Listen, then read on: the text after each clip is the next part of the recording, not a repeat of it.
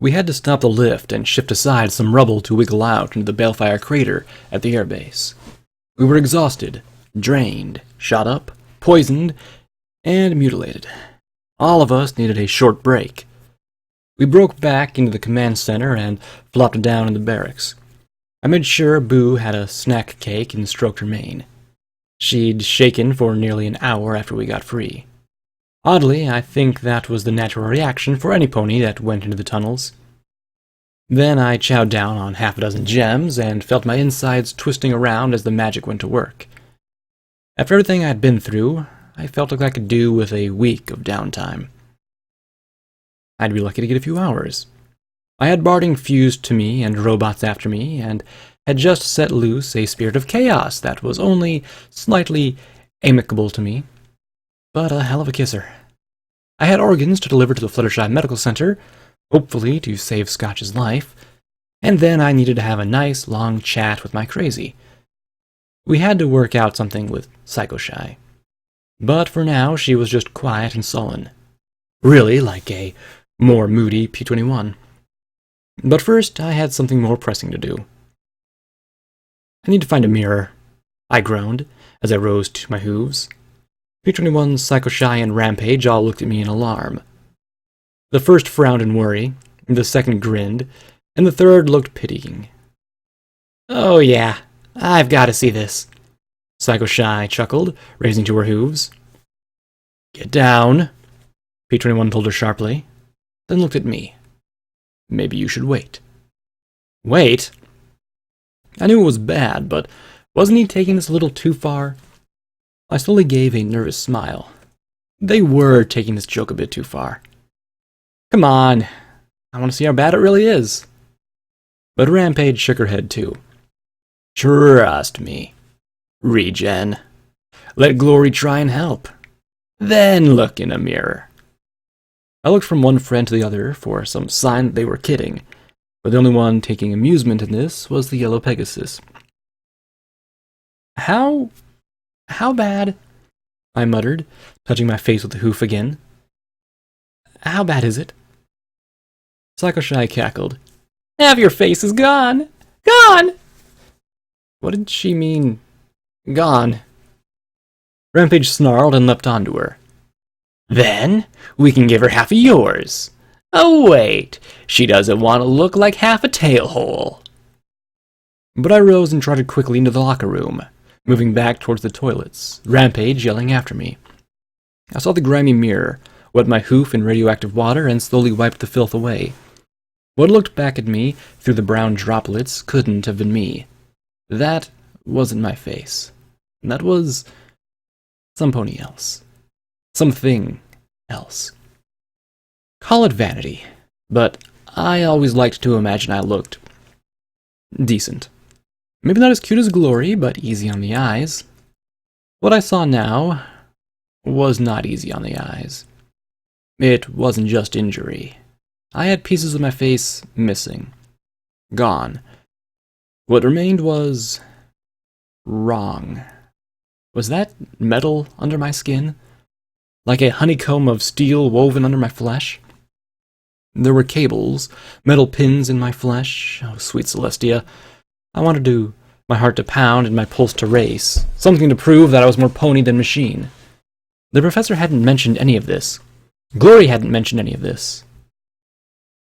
The flayed reaper's mechanical mouth gaped, forcing a shattered jaw to stretch impossibly wide.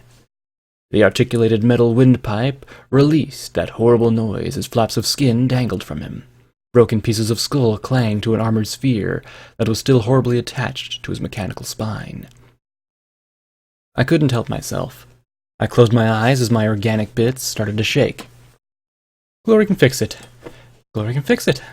I'll regenerate. I will. I just wished that my words sounded less like a prayer. Really, I had sacrificed my flesh and blood and orifices to do the right thing before. What was a face? Just me. I couldn't help myself. I felt tears trickling down my raw features. At least I still had half my face, glossy and burned.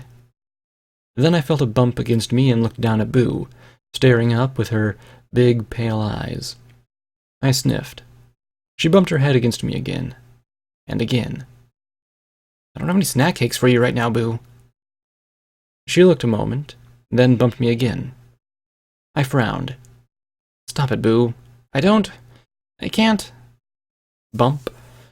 She looked into my eyes, so sad and serious. Then she curled the corners of her mouth just a little. She didn't care what I looked like. I let out a little sob, and a little laugh, too. You're smarter than you look, Boo, I said, and then she bumped me again. I held her in my hooves, rubbing her ears. She only cared about the important things. Blackjack, Rampage said softly as she trotted after me. Psycho Shy wasn't exaggerating, was she? I muttered, bowing my head. The striped filly growled. I'm going to burn half of her face off with a blowtorch. No, I said, shaking my head. It'll be okay. I can wear a mask or something. It's like a badass reaper, right? She snorted softly. Yeah, totally badass. Before we left, I made my way to the Marauders' lockers. I tried to guess a few passwords for each of them, putting in every personality we'd met in Rampage, trying Twilight for Big Macs, then messing around with Psalms. I entered in Rarity for Vanity's locker, and nothing happened. Then I huffed and remembered his last memory orb. I closed my eyes. What summed up the noble pony more than anything? I typed in regret. The locker door opened with a hiss.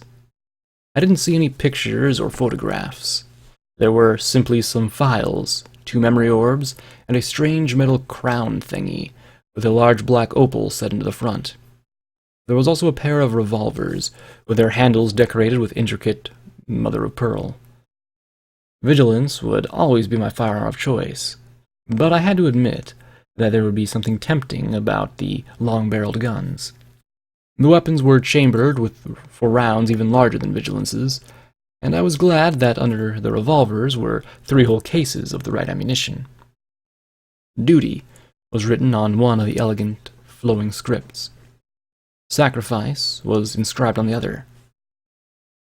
I packed the locker's contents away and closed the door with a quiet click. The sign over the entrance read emergency. I certainly looked the part as the 5 of us limped our way inside. The beam turrets by the door were scrapped, and there were a few fresh bullet holes and scorch marks, but it looked as if the Fluttershy Clinic had gotten off fairly light compared to Brimstone's Fall. The blue bars in my vision immediately stirred as we stepped through the door, and a half-dozen bucks and mares pointed a variety of firearms at me as I stood there in the doorway. Get out of here! We're closed for business! A jet-black unicorn buck warned. You might want to rethink that, P-21 said firmly as he pushed back his wide-brimmed hat. We've had a really long day. Get out of here! The leader repeated as he stared at me in horror. I sat down. Was I going to have to beat my way in here? Kill them if they turned hostile? I sighed and started to turn away. P-21 could sneak past later, or we'd have Psycho Shy rap on a window up there or something. I just wanted to get in and rest and get my face back together. You sodding wankers! If you piss ants would pull your head off your asses, you'd see she's no threat to you. A mare growled mechanically, and I stared as a power-armored pony trot into view. The apples painted on her rump weren't familiar, but the automatic shotguns were a dead giveaway. I never forgot a gun. Hey, crumpets? I said with relief as the half-dozen ponies moved aside. Hello, girl. You look like you've taken a pretty rough shagging right in the face, the Steel Ranger said with a tilt of her head. Isn't there a bloody requirement that to save ponies around this place you have to get shot halfway to hell? It's pretty standard. Like with how the more ragtag and bizarre the group you have, the better your odds of winning are, I replied. What are you doing here? Well, after you blew up the Celestia. Congratulations on that, by the way. Cottage Cheese says that whatever pony gets their hooves on your gun becomes a star paladin. No questions asked. Wanker, she snorted. Anyway, after the bloody transitionalists took the Applejack and ran back to Manhattan, so we needed someplace safe to hole up. This looked like a right sturdy fortification. It reminds me of home, actually. So I stopped in just in time to prevent some raiders from finishing the job. And we're grateful for you to driving them off. But we're not interested in becoming a base for your order. The unicorn that had turned me away said tensely. This place is being run by the collegiate and society. You should be lucky we're asking. Steel Rain's lot wouldn't bother. The mayor snorted. Doesn't have near the facilities we need anyhow. Steel Rain's alive? Fuck. What did it take to kill ponies around this place? Now I'd have to face him again and there'd be some heartbreaking reason he was such a prick and I'd... Was drowning simply too much to ask? She nodded. That's the story we hear. Found somewhere to go around ground. Not sure what his plan is, but he's got 60 or 70 folks with him. Without the Applejack, we're not getting back to Trottingham anytime soon, so we're looking for a safe place to hole up. We're scattered all over this damned valley. What with the schism and the Rangers, who knows how things are going to turn out? Schism? P-21 asked with a frown.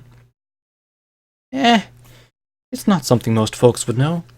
Most folks know that the Reapers, for being great sodden gits, taking whatever tech they trot across, and having some bloody great sticks up their asses. The fact is, there's more than a few of us who think that the guns aren't just for show, and that we should use them as Applejack intended. To protect folks. She snorted. It's the way things are in Trottingham, mostly. Without us, the beasties would have eaten every pony a long time ago. Nearly all of the other groups are mixed or devoted to the traditional outlook, though. Except now, the waste recycler is finally bust, because Steel Hooves is finally facing down cottage cheese.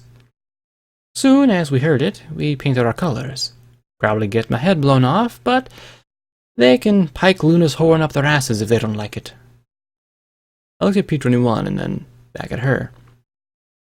What sort of facilities do you need? Someplace defensible, but with decent power supply and environmental supports. I heard there's an airbase south of here that might do. If we pulled together 30 or 40 ponies, then we might have a decent shot at things. I thought of Marimare. It was true that they might be able to hole up there for a while, but it wasn't ideal unless they could get all the systems working. How about a stable? P-21 looked at me sharply. She snorted. Well, sure, a stable's fine, but they're a tad hard to come by in mint condition. I looked back at him, then nodded to the side. He said in a low voice, What are you thinking? Are you seriously thinking of telling them where 99 is? I was thinking about it before the chaos of the Celestia. I blew up their base, P-21. If we give them 99, they can organize again and do something good around here, I said softly. He frowned, his eyes darting aside. It might make up for how goddess damn terrible that place was, and it might be nice if Scotch Tape can one day go home again. That place will never be home, he muttered. No place will. It's for her. Think about it. As is, it's a glorified crypt. Let them put it to some good use, and maybe we'll have a group of armored friends to back us someday, I added. Maybe they'll teach you how their fancy armor works, too. He snorted but smiled just a bit. If we ever need a stable full of Steel Rangers for anything, then I think it'll be time to retire. Finally, he looked away. Fine. If they can clean it out and make it safe, I'm fine with it. Just don't ever ask me to go back there again. I doubt I ever could either, I replied. The guilt alone would kill me. We dropped back to crumpets. So, how about a stable slightly used?